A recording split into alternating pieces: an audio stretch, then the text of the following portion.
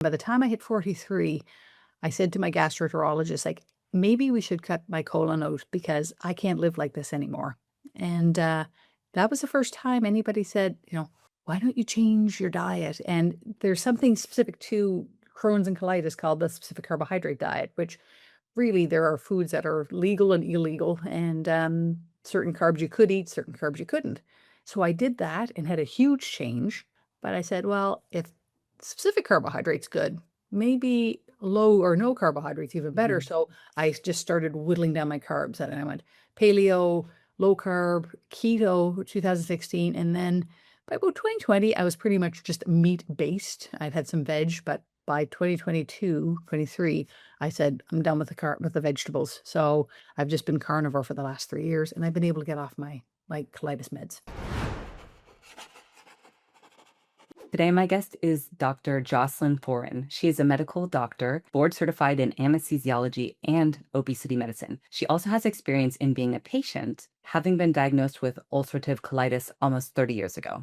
Despite medication, her disease worsened, but with dietary interventions, she has been able to put her colitis into remission and is now drug-free on Carnivore. Dr. Foran now helps people around the world with dietary and lifestyle interventions to keep people out of hospitals and into life. She's also a mom to 3 adult sons. She's a wife, and she has a small hobby farm. Here's my conversation with Dr. Jocelyn. Jocelyn, thank you so much for being here today. Oh, Christina, look, I'm so pleased. Thank you for having me. Of course. I would love to hear your story about how you became carnivore. Oh, well, look, thank you. After, for me, I grew up in the 70s. I was so lucky because having grown up then, I had one foot firmly planted in basically a meat-based diet. We ate a lot of meat.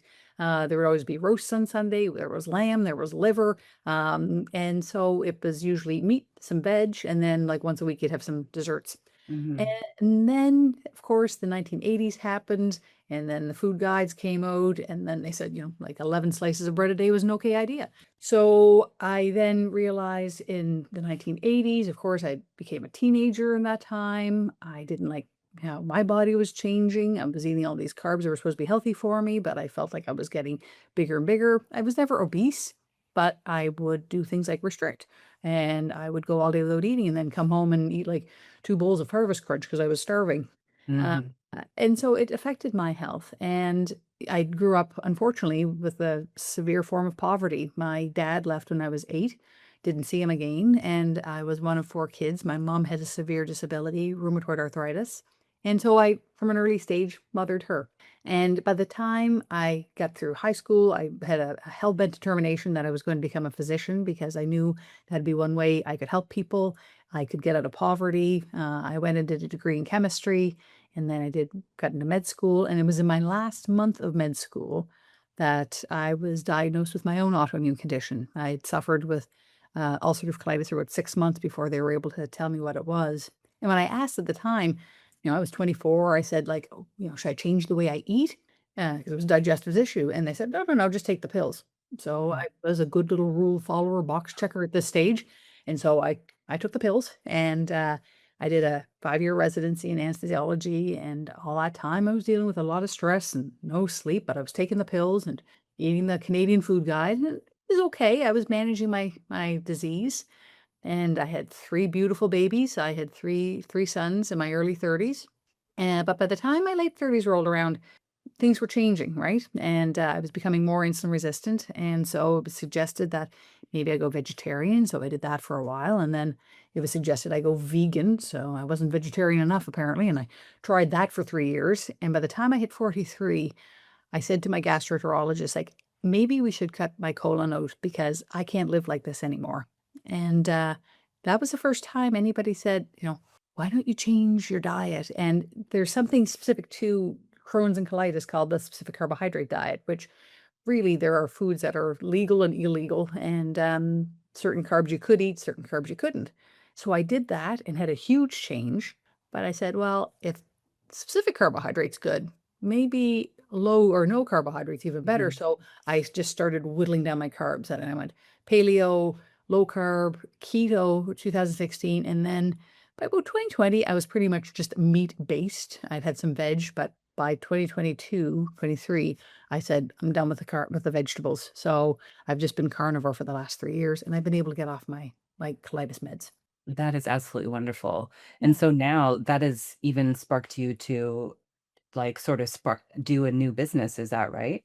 Absolutely. So, as an anesthesiologist, it is such a privilege to care for people in the perioperative period. You just keep seeing these same patterns, though. You see the diabetic that's been mismanaged for 25 years coming in for an amputation. You see the small children that have been raised on sugary drinks, having every tooth in their head extracted. You see women that have such extreme forms of obesity, they can't push a baby out anymore and need a C-section. uh, I do ECT after ECT, electroconvulsive therapy, where we give shocks to people to treat their depression. And just it controls the depression, and it doesn't cure it, right? Mhm, And so mhm. at a certain point, I realized that all of these chronic conditions and acute conditions even had an underlying theme of elevated insulin. And so Mhm. I caught myself, I'd be talking to people at preoperatively and saying, well, tell me what you eat in a day. I was the only doctor that was, checking to make sure my patient was fasted and then also asking them what they usually eat.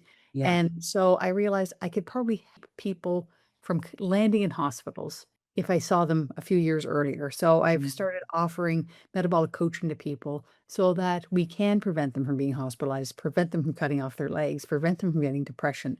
And it's been really gratifying. I love that. Yeah, I was checking out your website. It's basically upstream Yeah. metabolic, medicine coaching. It's at medical. It's at metabolicmedical.com, and I'll be sure to include that in the show notes because I think that's such a unique offering as a medical doctor yourself to kind of have that viewpoint and be offering a different type of coaching to hopefully prevent them to Med- getting it. Medicine is completely reactive, Yeah. right? So blood pressure's high, here's a pill. But what if it was preventative, right? And I love that quote. That's where upstream came from. It's from Archbishop Desmond Tutu. And he said, we have to stop pulling bodies out of the river. We have to go upstream and keep them from falling in, right? And so he's absolutely right. And I feel like medicine used to be good at that. In 1910, with the Abraham Flexner Report, every med school across North America changed. Diet was taken off the curriculum. Physicians were no longer allowed to educate patients about how to eat and how to live. Sir William Osler, who was like one of the giants of modern medicine, if he had somebody with type 2 diabetes, he said, eat nothing from the garden, eat only from the animals. And Mm. so he would reverse people's diabetes and obesity. And then insulin came about in 1921. And with that, people said, oh, well, I'll just cover my carbs with insulin. And that's what I was taught. They could eat whatever they wanted on the hospital menu. You can have ice cream 3 times a day. We'll just give you more insulin, right? And that insulin, we know, not only drives disease, but specifically it causes the inner lining of arteries to thicken. And that is the root cause of atherosclerosis or heart disease. What are some of the ways that you might suggest people implement strategies in a natural sense using, for example, nutrition or lifestyle interventions to reverse insulin resistance and or prevent or treat obesity? Oh, great question. Good and meaty. So there are so many things that drive our insulin. So first of all, insulin is a hormone, it's a peptide that we secrete from our pancreas in response specifically to the foods that we eat. Carbohydrates are the strongest stimulus for insulin to be released. Proteins are about a moderate stimulus, but fat barely causes insulin to come out. And the reason why we have insulin, it's to tuck away glucose. High glucose in our blood is toxic. It ruins our blood vessels. So the body has a protection mechanism through insulin to put into storage instead. So the best way to lower insulin resistance is to lower the carbohydrates. And so I don't think everybody has to be a carnivore. I think everybody does better animal based because let's face it, it's how we evolved. We don't try to make the lions go vegan. We don't try to, get the dolphins to eat salads. We know that there are certain things that animals evolved off of, and we evolved off of mostly meat. And even the fruits and veg that we eat now have been genetically altered to be super sweet. So, I look at them sparingly. But yeah, I think look at animal based diet, look at when we eat, and even how often we eat. We know every time we eat, even if it's a low carb snack, boom, out comes insulin. We know that when we eat in the evening instead of in the morning, create more insulin resistance. We need twice as much insulin to be able to metabolize a meal in the evening as if you ate the exact same meal 12 hours earlier. So personally, I like to forward my eating. I like to eat. I used to fast all day at work and then eat when I came Mhm. home. Yeah. Instead, now I eat basically, I get up, I do some movement, I eat by usually by 8 or 9 o'clock, and then I'll eat again at noon. I'll eat again at 4 or 5, and then I'm done. I don't eat again. But we know other things drive insulin resistance. Stress and Mhm. lack of sleep both elevate our cortisol. And cortisol, as soon as that's up, out comes insulin, right? Because cortisol stimulates our glucose to go up. And if glucose is up Mhm. in our bloodstream, insulin's going to have to look after it, right? Mhm. Yeah, and so I feel like there are so many things that can make us insulin resistant, but the things that can make us more insulin sensitive are also multifactorial, right? So we are more insulin sensitive, meaning that we do a better job with our insulin. The insulin comes out and then it drops down again when we move regularly, when we stress better, when we sleep better, Mhm. when we eat a low or animal-based diet, low carb or Mhm. animal-based diet. Also, when we get our hormones on track, we know that for both men and women produce all three sex hormones: Mhm. progesterone, estrogen, testosterone, right? We know estrogen and testosterone both make us more insulin sensitive. So there's no small coincidence that by the time a woman hits midlife, she's Mhm. lost testosterone gradually over 2 decades, Mhm. but estrogen precipitously drops at menopause. Mhm. And then lo and behold, things that were successful in the past, her diet, her exercise regimen, no longer are successful for her, and weight starts to accumulate. So, yeah, I feel like there are so many things. If people just kind of knew how to hack their insulin, they'd be able to manage their health in better ways. And once we keep our insulin down, we also are able to reverse or at least control chronic diseases. Mhm. So what are the things that you like to do in your everyday life or to keep healthy, like some, hobbies or everyday habits or routines that you have that keep you well and that might be inspiring for other people? Like, if you like, how do you return to center? How do you stay center? Absolutely. And I think you're absolutely right, Christina, that it comes down to being consistent, right? So consistently every day I eat beef, 100%. I might add some eggs. I love eggs. And I'll throw in some sardines. I might throw in a little pork belly every now and again or a bit of chicken, but I am a beef gal, right? Yeah. Everything's better with beef. So I get up in the morning. I usually wake up naturally around 6 a.m. Mhm. And the first thing I do is I try to get morning light. That's going to anchor my circadian rhythm. So that's already telling my brain, all right, turn off melatonin. It's time to get going. Better than a cup of coffee. So I go just even for like a quick 15-20 minute walk. I come back. I do a lift. I usually have some electrolytes and creatine in my water and do a quick little lift. If I have time, I'll do a sauna. I love sauna for the Mm. detox capacity, right? So all of us, there's nobody getting through this life without toxins, right? We all have toxins in us. Yeah. And so the opportunity to detox is critical as well. So I do Mhm. it at least 3 times a week. I'll work that in there. Cool. And then I'm hungry. So then I fuel up. So I usually aim at every meal to have a minimum of 30 grams of protein. So, Mhm. but again, on a carnivore diet, that's not hard. So Right. I often like to hit up about 150, 200 grams of flanken ribs, or maybe I'll do up like 5 or 6 eggs. And then I do my work, usually around noon or 1. It's interesting. 1 o'clock is actually the time of day when we are the most insulin sensitive. So Really? I grew up in a farming community. The farmers were right. They used to get up and they'd have a quick little breakfast, milk the cows, Mhm. and they would have a huge meal at basically we used to call it dinner time because that was lunchtime used to be like a dinner. It was the biggest Mm. meal of the day. So Mhm. eat a big meal, and then by supper time, 6, 7 o'clock at night, they wouldn't eat much. They'd have something light and then go Mm. through the night. And that allowed them to get into like a good fast. So Yeah. for me, if I can, I'll have a big meal at lunch, Mhm. do some more work for a few hours. Yeah. If I have the opportunity to go for a 10-minute walk after I eat, Yeah. Love to do that because we know those 10-minute walks keep our blood glucose down, and that keeps insulin down.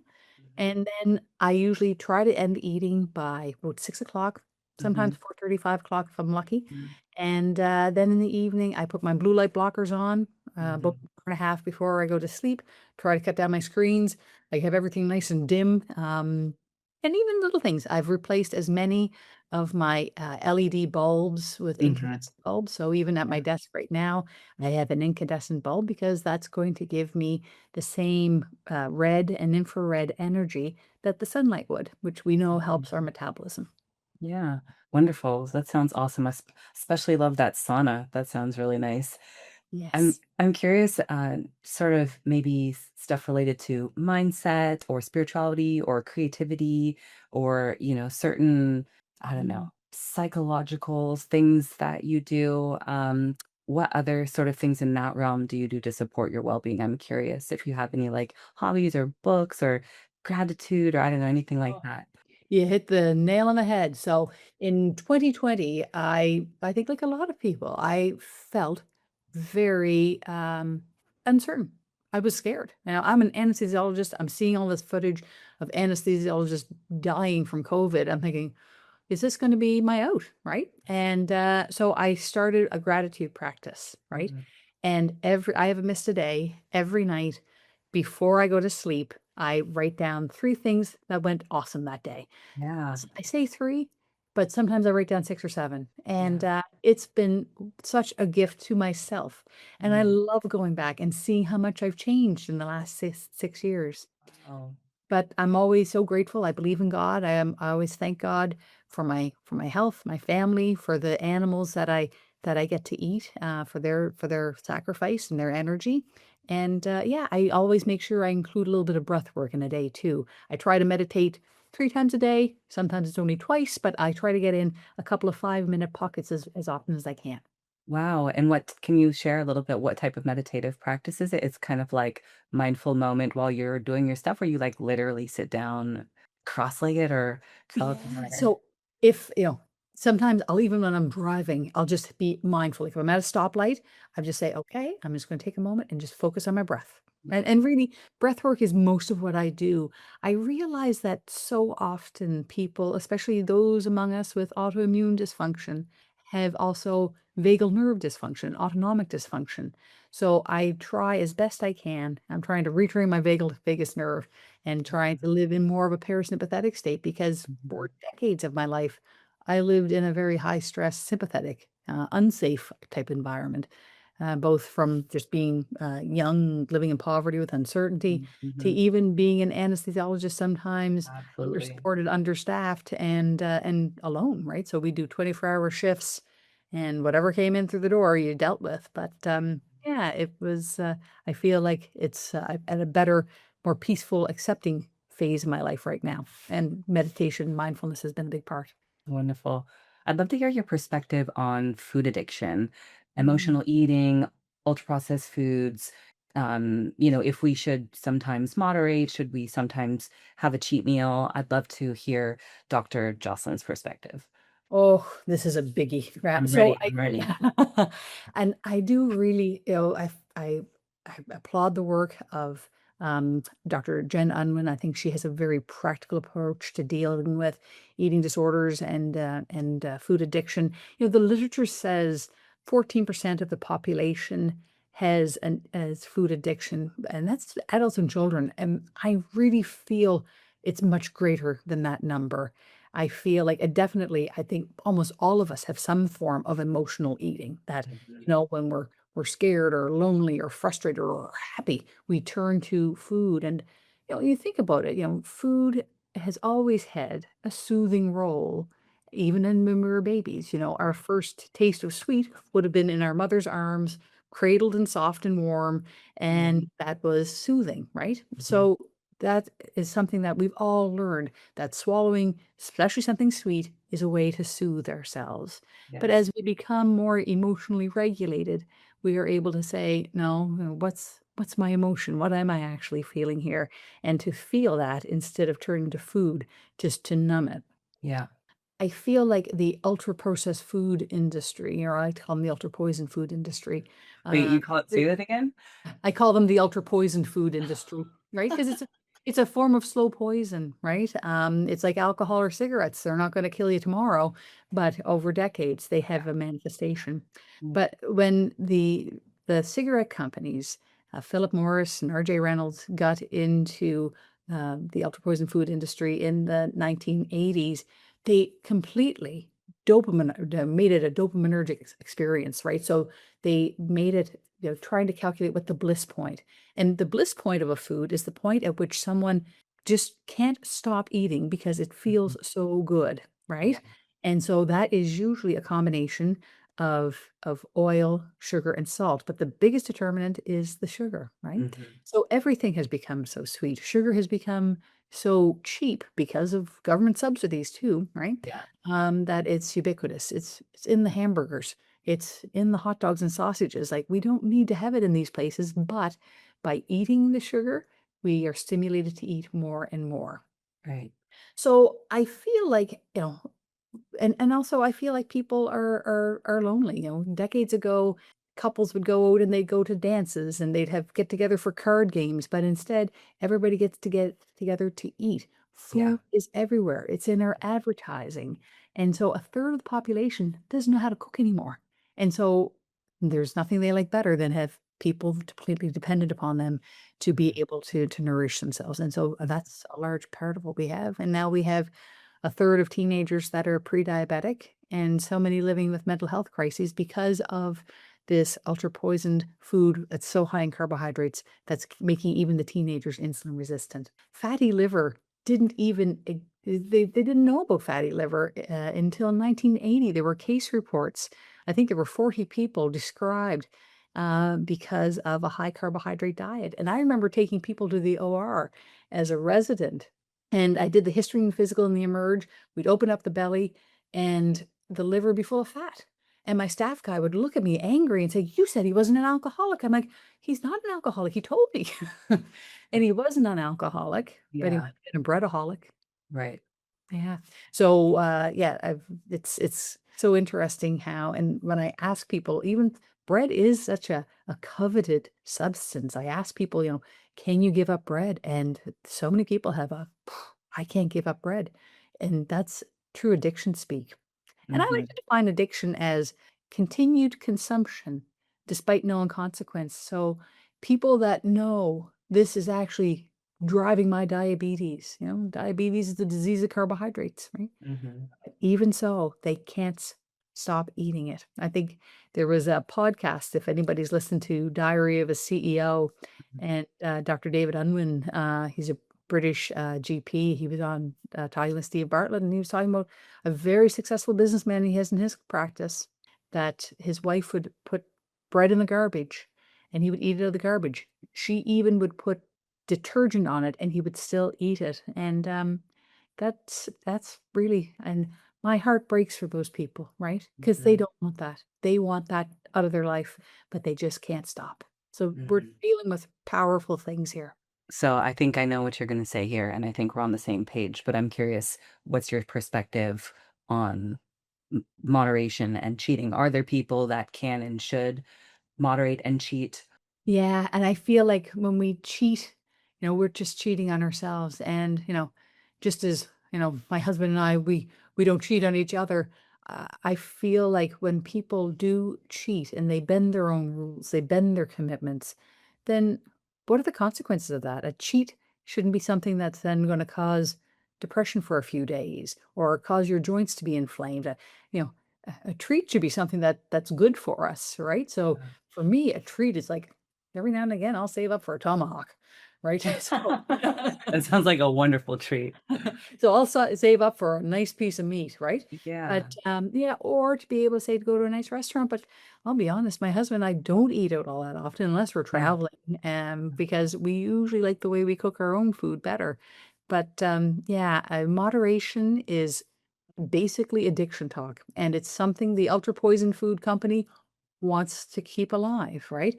Because they know they have made something so addictive, it can't be moderated. We don't ask alcoholics to say, "Oh, just cut down to a drink every now and again with your buddies because we know it's going to get out of control. Same thing with smokers that, I've had so many patients through the years that have said, oh, I gave up cigarettes and then I broke up with my girlfriend or I went out drinking with my friends.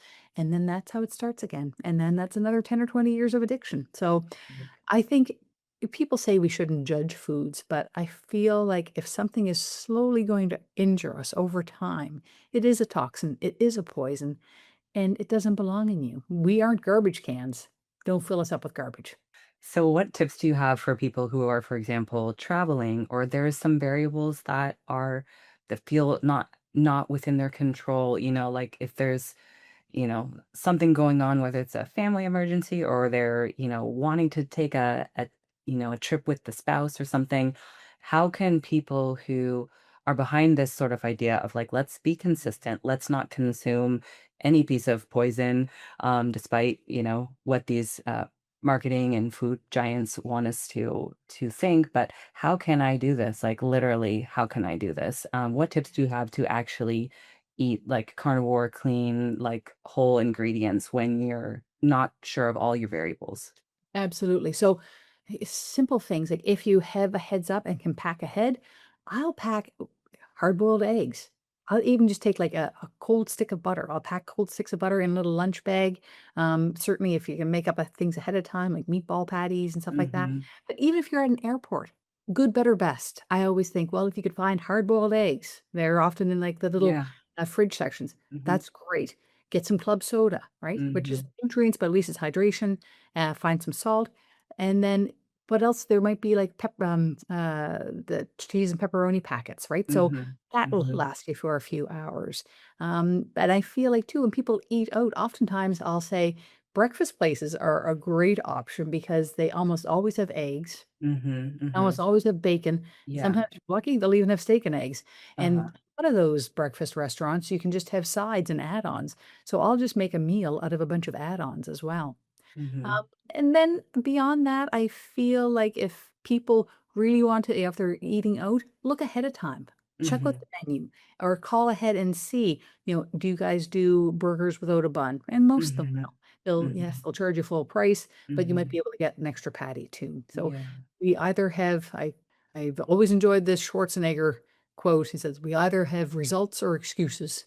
And I feel like it's so often society says, oh, there's an excuse. There's a reason why you don't need to eat carnivore tonight, but I want the results. And I have paid those prices, right? So I have certainly, indulged in something and then said, oh my God, I feel miserable, right? So, Mhm. Mhm. I didn't get to this point immediately.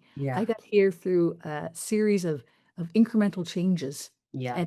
and experiments, and even things like dairy. For a lot of people, they don't eat it on the carnivore diet, but maybe if you're at a party and all there is on the charcuterie board cheese, well, then maybe Yeah. eat cheese and deal with the consequence later, any inflammation. But I also look at the social environments as really it's an opportunity to be social. It's an opportunity Mhm. to connect. And that Mhm. is my biggest thing, right? That I'm there for connection and with other people. It's not about the food. The food's a secondary.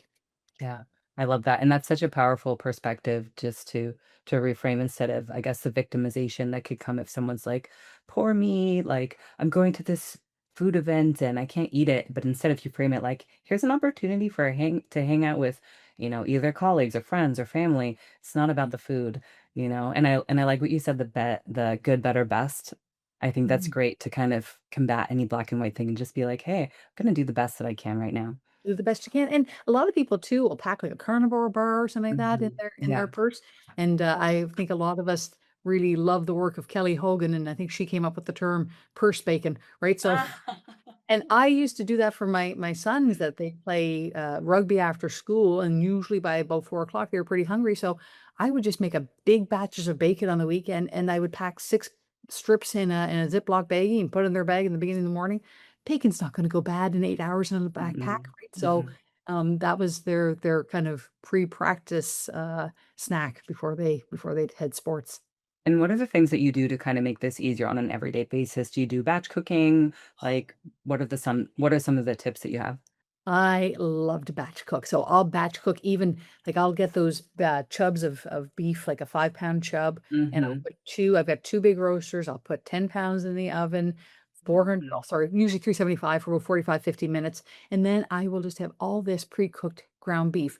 It's not brown and crispy like a lot of us like, but I can also take out a chunk and then give it another little cook up in the morning when I'm doing my eggs.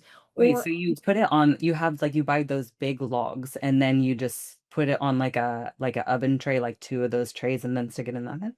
yes, I've got two big stainless steel roasters. So the roasters are probably about, 2 inches high.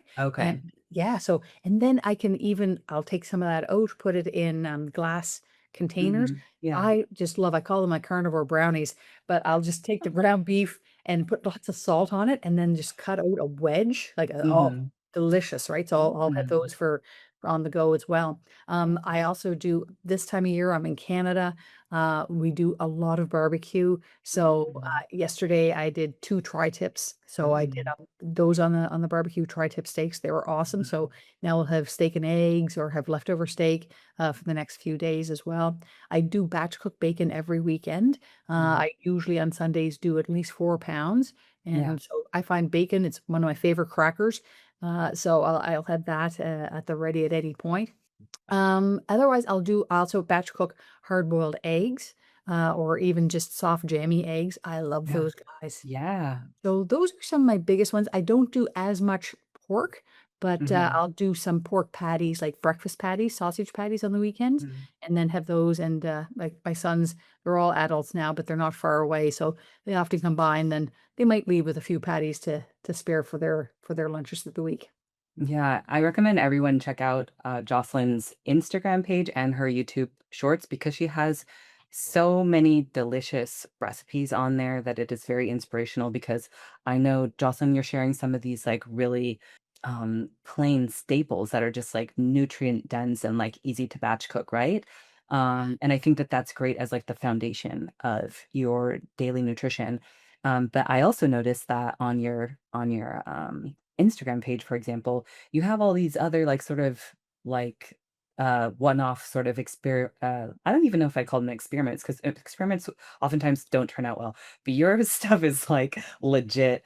Oh, You you're sweet. No, Thank you. I'm serious. Like you do like all that fancy stuff, like multiple step stuff, but it turns out really well. I feel like I'm never successful because I like don't pay attention to, I'm like I don't want to actually follow the recipe, but I think you made like did you use a slicer and make like beef chips? She makes amazing tallow bites. I've tried them a couple times and I would say I failed because I have not probably been as generous as I should be with like like Spices. yeah, like the flavorings or whatever, but you've made some really cool tallow bites, like all sorts of it's like carnivore bread and I don't know. Also, I think you've made everything that is possible, and it all looks Encourage you really sweet. good. And more than anything, I just want people to know, and like 95% of my diet is just plain old beef and eggs, right? It's Yeah. medium ground beef or flank and ribs or steak and eggs, right? Yeah. So I also want people to, it's not a harm reduction, but it's a way of just saying, this is a safe place to experiment a little bit. And so for some people that like example, the bread addiction people, they love the protein spot sparing modified fast bread that Maria Emmerich Mhm. came Mhm. up with. Yeah. And for some people, they can do a little bit of something that's got stevia in it and not be triggered to Mhm. overconsume. So like an egg pudding or something like that. But I also like to have savory egg puddings for people that might Mhm. not want sweet flavors, right? So, Mhm. yeah, I just want to give people options because I feel like if people know that there's options in a dietary plan, they don't feel like it's impossible for them. So, again, 5 years ago, my eating was more had more variety. Now it's Mhm. pretty plain, but Mhm. at the same time, I think that people coming to this world and coming to this way of eating, they have a little bit of option sometimes in the beginning. Jocelyn, it has been so great to have you on the podcast today, sharing all your nuggets of wisdom. Everyone, check out her Instagram page and her YouTube page. Jocelyn, what's the best way if people want to get in your world? Like, what are the best links or websites for them to go to? Oh, thank you for asking. So for me, I offer to everybody a free discovery call, and that's 15 minutes with me, and I will help troubleshoot whatever's going on in your life. So that is available through my website, metabolicmedical.ca. But otherwise, if you want to just watch my videos, watch my shorts, I'm on Instagram, Facebook, metabolic.medical, and then I'm on TikTok as Dr. Foran, and I'm also on YouTube as Metabolic Medical. Thank you so much, Jocelyn. Oh, thank you, Christina, and I wish you well. Take care of you. You too.